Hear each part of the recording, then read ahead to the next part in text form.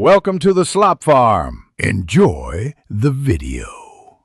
You start by opening Hyper-V Manager and creating a virtual switch so the VM can use your physical network. Choose External as the switch type and pick the host network adapter. This binds the VM to real LAN access.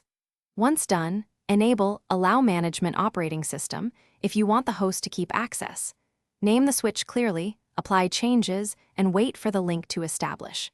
This step gives the VM a bridge onto your network, which is required before assigning any IP or testing connectivity.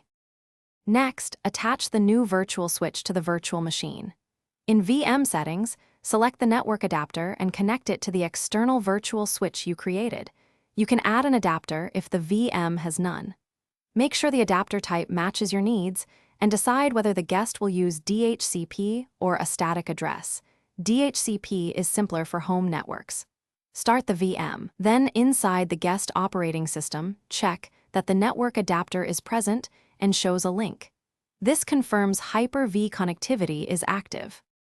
Finally, configure the guest's TCP/IP settings. Obtain an IP via DHCP or set a static IP, enter DNS and gateway as required, then test with ping and a browser. If you used an internal or private switch, set up NAT on the host or enable internet connection sharing to provide outbound access. If connectivity fails, make sure the virtual switch is still bound to the correct NIC. The host firewall permits Hyper-V traffic, and integration services are up to date. One key tip: reboot host. Thanks for watching. Consider subscribing if we helped you today.